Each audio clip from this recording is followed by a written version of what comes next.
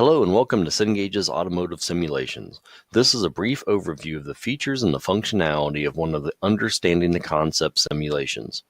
Clicking on the Using the Simulation button brings you to a brief video that describes how the simulation works, what the buttons do, and the functionality of the simulation is explained, and it explains the scoring of how the student will be graded for completing the simulation. Clicking on Understanding the Concepts brings you to a video that explains the underlying concepts that will be addressed in each of these simulations. Watching these videos is important and necessary for the student so that they can successfully complete the simulation and answer the questions at the end of each simulation. Clicking on Enter the Simulation takes you to Activity 1.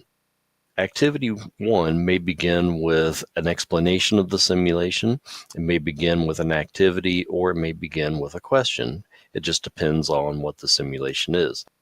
Once we're in, we're provided with a voiceover and the closed captioning, which can be controlled through the menu bar, and directions are given to complete this particular activity.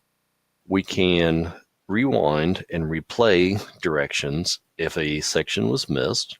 We can turn the closed captioning and the voiceover off and on, and can control the volume. From our menu button, we can see the tasks for each activity. We can also go back and watch the videos if we did not do that beforehand, and we can see the list of activities and jump between the activities.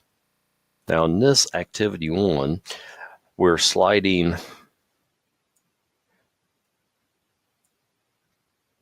these adjustments so that they will show how changes in resistance, changes in voltage affect an electrical circuit and how that is analogous to water flowing through a hydraulic circuit.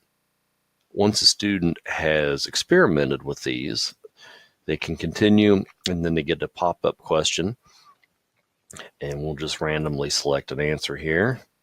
And if the student answers incorrectly, they are shown the correct answer, and then their score report will reflect the answer that they chose.